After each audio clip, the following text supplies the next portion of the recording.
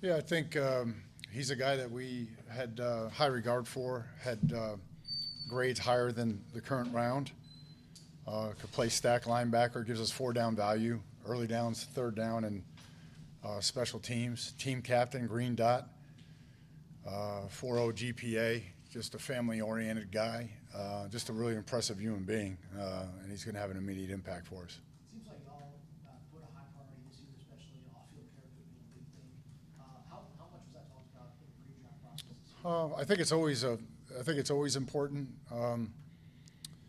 Again, obviously, the less things you're worried about off the field, the more you're focused on what needs to get done. And in this particular case, Barrett, had great recommendations. Obviously, selected captain by his peers, and clearly, pre-snap is in charge of that defense. So those things are all important, and allows you freedom to get some checks executed on the field.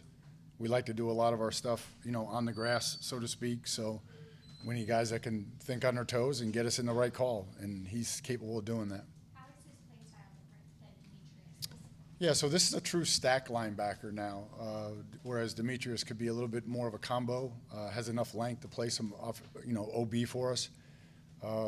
Where I think Barrett is more a stack linebacker, in the box linebacker, but good coverage skills, good in zone, and so just a little bit different in terms of the style of play, but equally as important. In the past, Bengals matched base with 5 defensive linemen, 2 linebackers. Like, are you planning on using 3 linebackers, maybe even 4 linebackers at certain times against bigger personnel? Yeah, again, it just depends how it shakes out. But if we need to, play with more linebackers, or if it's bigger personnel and we need to play with 4 linebackers on the field, we'll certainly do that. And obviously, if they're intelligent, then that helps because they can learn multitude of positions for us. Does this feel a little bit like 2020 now that you go back, you double dip, you're finding captains, high character guys? Yeah, I just think these guys.